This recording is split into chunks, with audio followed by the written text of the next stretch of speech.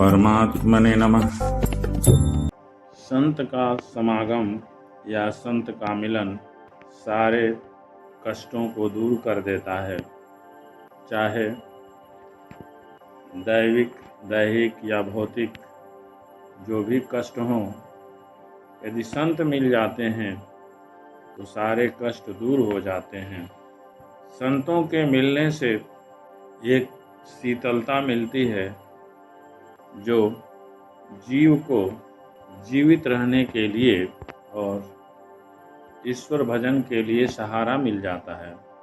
इस तरह के बहुत से उपाख्यान शास्त्रों में भरे पड़े हैं, लेकिन मैं रामायण के एक पात्र संपाति के विषय में बताता हूँ कि कैसे चंद्रमा नामक ऋषि ने के जीवन लीला को बचा दिया और उसको दावाग्नि में जलने से मना किया। संपाति और जटायु दोनों भाई थे। जटायु का वृत्तांत तो सभी लोग जानते होंगे, लेकिन संपाति के विषय में बहुत कम ही लोग जानते होंगे।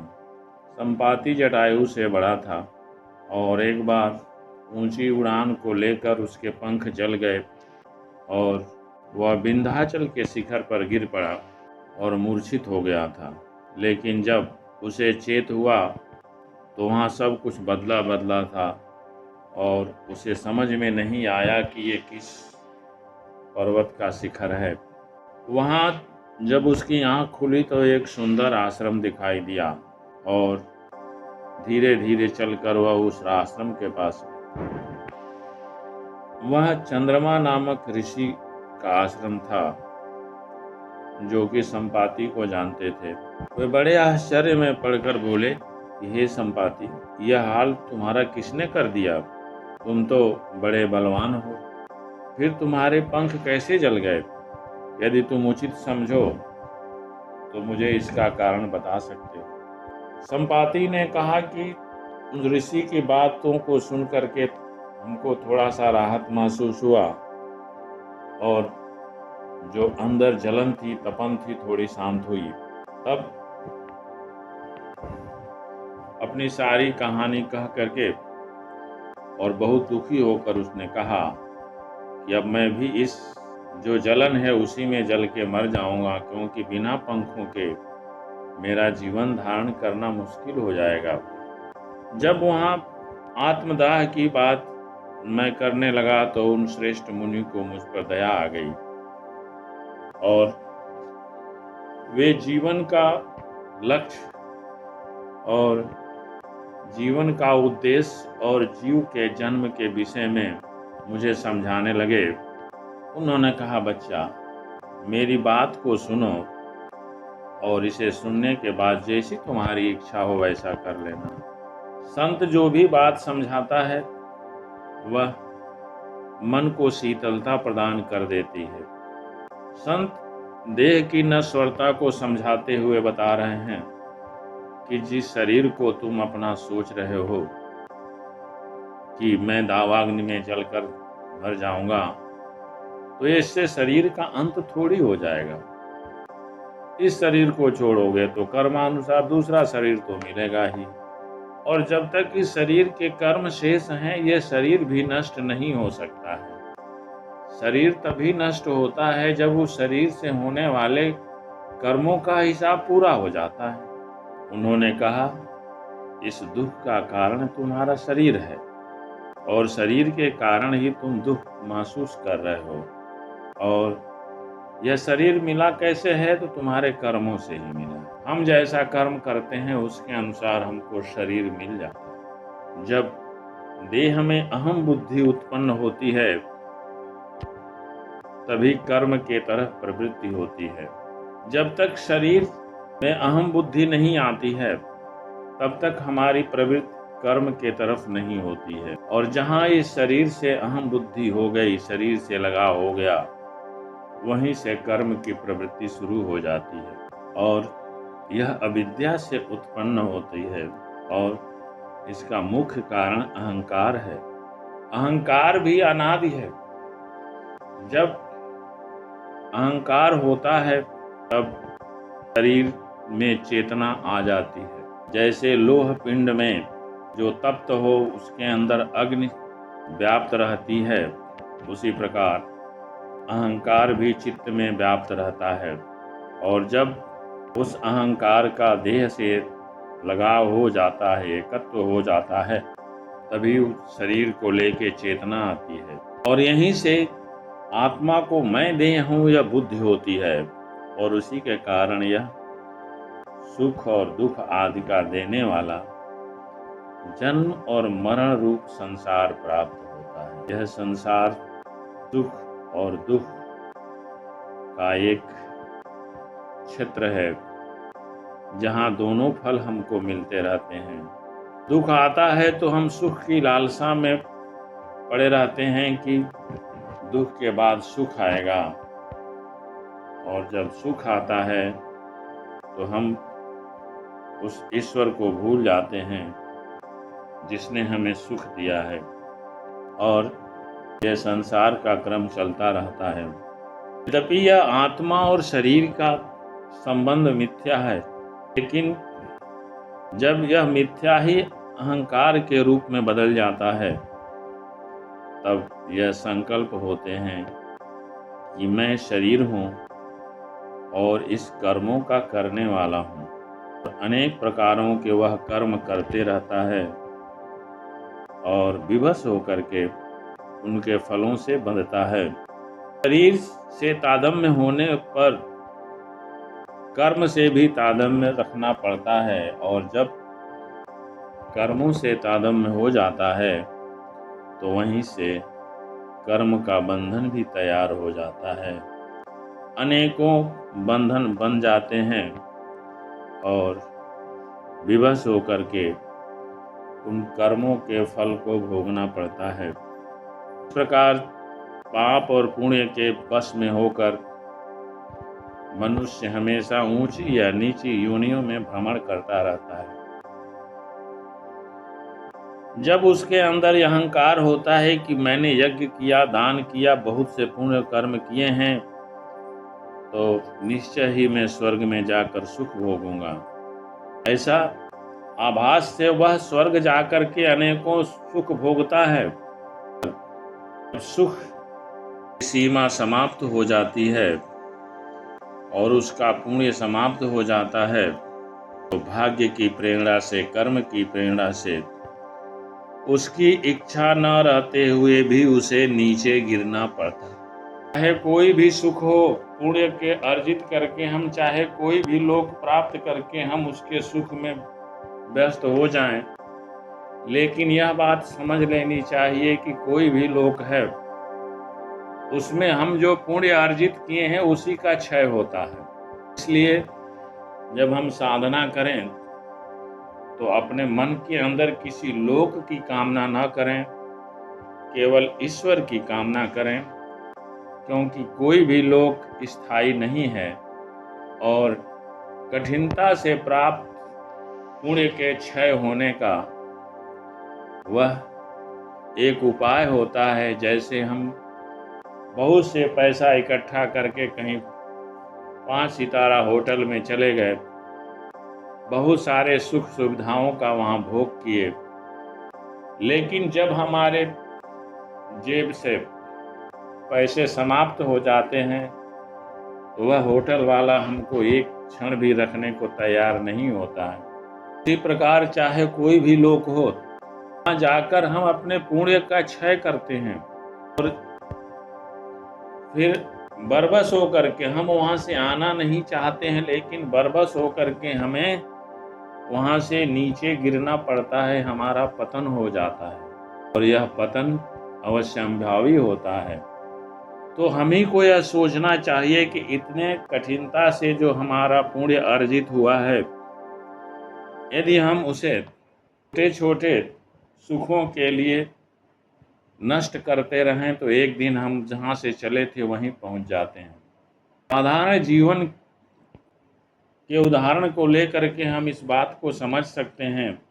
हमारे जेब में जितना पैसा होता है उसी के अनुपात में हम स्वतंत्र होते हैं किसी भी सुख के लिए, लेकिन यदि हम उसका सदुपयोग कर लेते हैं, कहीं कोई व्यवसाय कर लेते हैं उस पैसे को लेकर, तो हमें आय का स्रोत मिलता रहता है और वह हमारा सुख बना ही रहता है।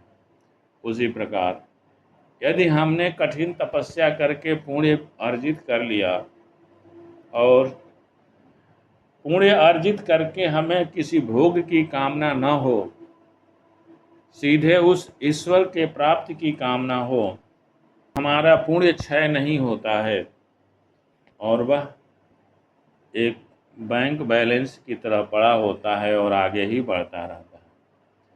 यही बात यहाँ समझा रहे हैं चंद्रमा ऋषि कि पुण्य से ही सुख और दुख देने वाले जन्म मरण रूप संसार प्राप्त होता है, और जब इस निर्विकार आत्मा का शरीर से संबंध हो जाता है तो वह जीव बन जाता है और फिर कर्मों को करने वाला समझने से कर्म के बंधन में पड़ जाता है। अच्छे बुरे कर्मों से उसे ऊंची या नीचे योनियां मिलती रहती हैं।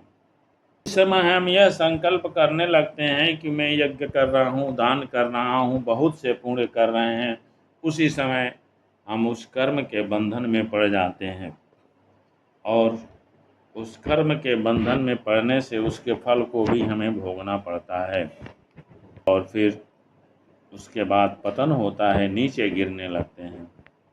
नीचे गिरने का क्रम शास्त्र में समझाया गया है कि पहले वह चंद्रमंडल पर गिरता है, वहाँ से कुहरे के साथ पृथ्वी पर आकर बहुत दिनों तक अनेक प्रकार के अनाजों में रहता है, फिर 4 प्रकार के अनाजों से वह पुरुषों द्वारा खाया जाता है और फिर स्त्री संग होने से वह स्त्री के उदर में चला जाता है और इस प्रकार वह वहाँ एक मनुष्य के रूप में परिवर्तित हो जाता है।